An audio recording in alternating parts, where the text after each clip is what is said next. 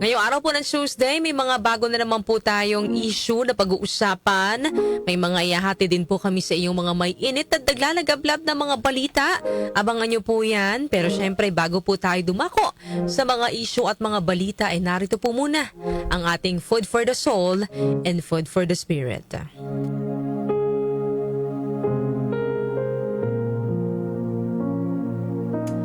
Noong unang panahon, may isang munting ibon na may pasan-pasang mabigat na supot na puno ng maliliit na bato. Nakita siya ng isang matandang kwago na hirap lumipad, kaya nagtanong siya, "Bakit mo dala-dala ang napakabigat na supot na yan?" Sumagot naman ang ibon, "Nasa supot na ito ang aking buhay. Lahat ng saya, lahat ng sakit, at lahat ng aral na aking natutunan."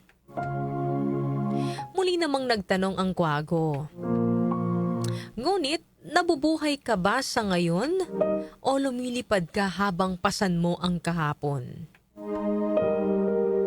Hindi lubos na naunawaan ng ibon ang ibig sabihin ng kwago, kaya nagpatuloy lang ito sa paglipad. Ngunit lalo pang bumigat ang kanyang pasan habang siya ay nasa himpapawid.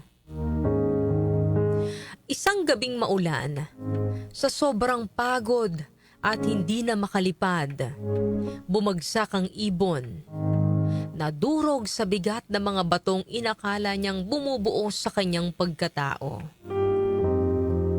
Natagpuan ng kwago ang ibon at napasabing, "Ang mga alaala ay dapat gumagabay sa atin, hindi dapat maging pabigat.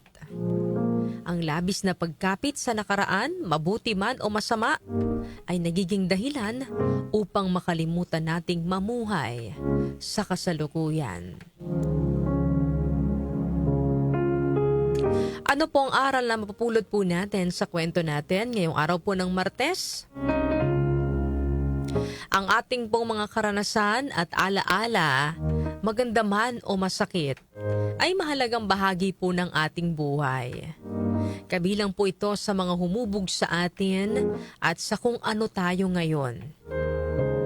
Yes, may mga aral na ituturo po sa atin ang ating mga karanasan, ang mga alaala ng nakalipas, pero hindi po dapat natin ikulong ang ating sarili sa nakaraan. Kapag labis po tayong kumakapit sa nakaraan, nawawalan po tayo ng lakas upang mabuhay sa kasalukuyan at harapin ang hinaharap. Naiiwan po tayo sa nakaraan at hindi po tayo nakakausad.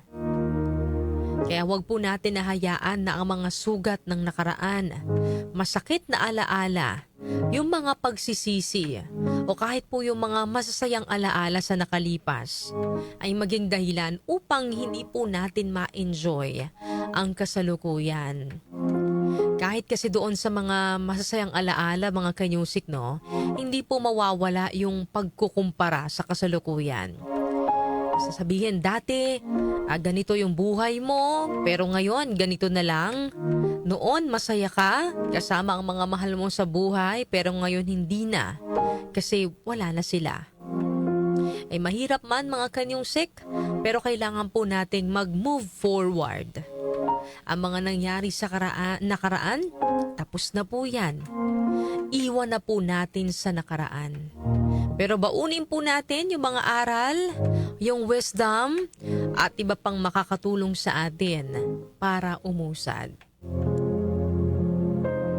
Sabi nga po sa Isaiah chapter 43 verse 18 to 19, "Forget the former things. Do not dwell on the past. See, I am doing a new thing." Yan po ang ating Food for the Soul and Food for the Spirit ngayong araw po ng Tuesday.